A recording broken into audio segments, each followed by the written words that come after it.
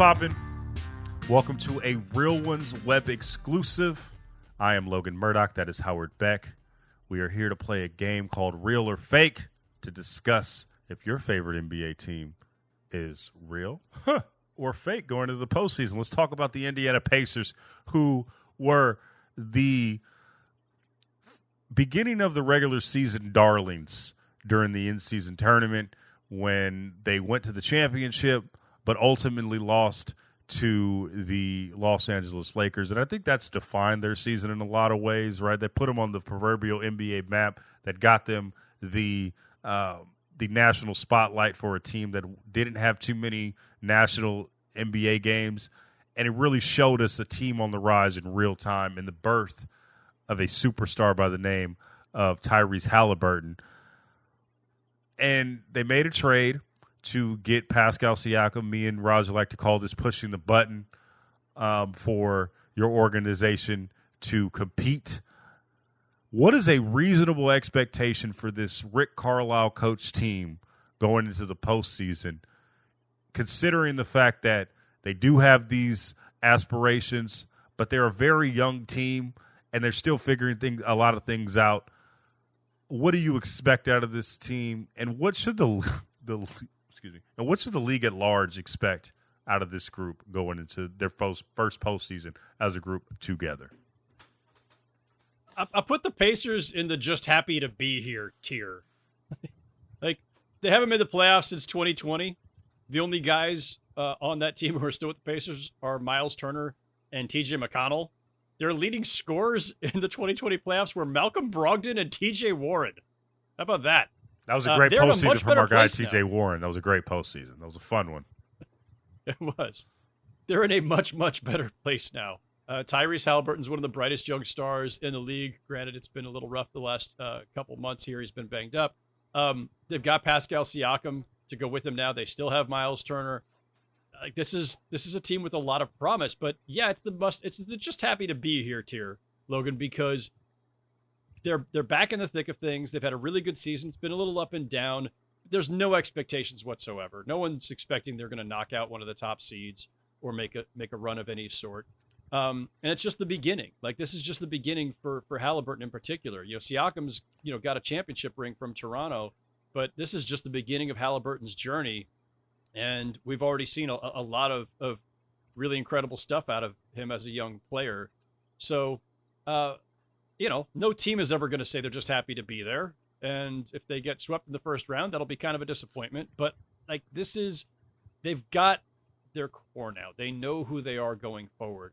And that will make for a much more, bring some clarity for the offseason about how you're now building around your two stars. How important was that trade for Pascal? How was that? It's early in the morning. How important was the trade to acquire Pascal Siakam for this group at this point in time? Because there were a lot of whispers of where Pascal Siakam was going to. And in true NBA fashion, the team you least expect scoops him up. How important was that for the growth of Halliburton, the growth of this team, and honestly, the expectations of what they want to be going forward? What does Pascal Siakam provide for this team in this postseason and beyond? No, I mean, look, Siakam fills up the box score, right? He's a scorer. He's a rebounder. He's evolved as a playmaker in the course of his career. He's a shot blocker. He's a versatile defender. He's great out in transition.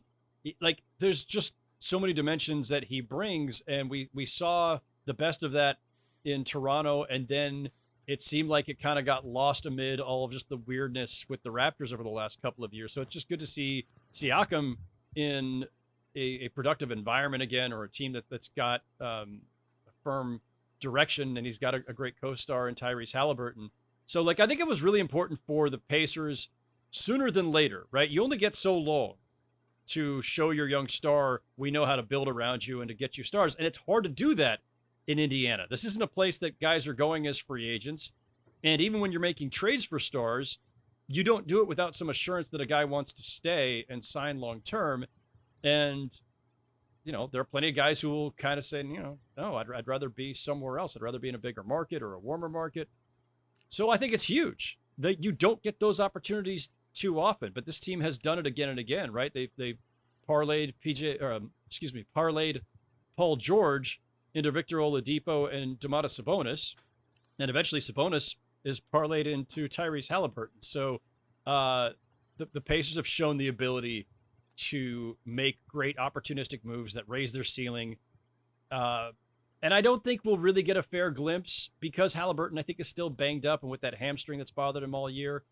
But we're going to get a little bit of a glimpse of we're going to get a little bit of a glimpse of Halliburton and Siakam as a 1-2 punch.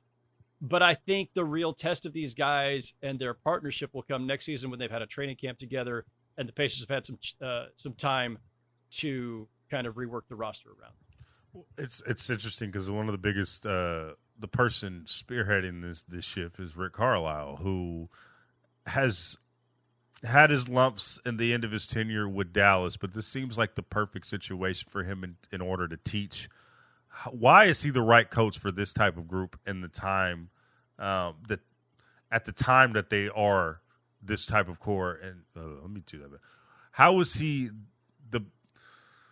why is he the best coach for this time in the trajectory of this core when you have Halliburton in his infancy, when you have Pascal Siakam coming into the fold and they're building something? What makes Carlisle the perfect coach for this type of group?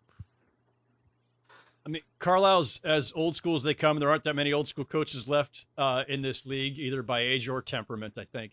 But and I did wonder by the time his run ended with the Mavericks if maybe Carlisle was just not going to fit today's NBA anymore. It happens, right? Stylistically and just the tone you set, sometimes it doesn't fit that generation of player. I think the good news is, like, I think Carlisle clashes with really headstrong players, but Tyrese Halliburton is, seems like the kind of young star who, in part because maybe stardom wasn't expected, I don't think he's going to be going back at Carlisle and having a battle of wills with him. I don't think Siakam is necessarily wired that way either. I think that Carlisle is good for a younger group because of all the experience he has as a player and coach in this league. But he's going to drive him hard, and he is kind of a no-nonsense guy, and so you have to have the kind of players who can deal with that. And I think the Pacers have that kind of group. So I think Carlisle is a very good fit for this team right now. All right. Time for the moment we've all been waiting for. Are the Indiana Pacers real or are they fake? Howard Beck. Once again, feels mean, but they're fake. And it's only because they're at the beginning of this journey. They just got here. Give them time. I do think we're going to be hearing from the Pacers quite a bit in the years to come. But in this moment for this postseason, they're fake. Ain't no shade. They fake. It is what it is. They'll be real at certain points. Rest of the league, get your popcorn ready because the Pacers are coming.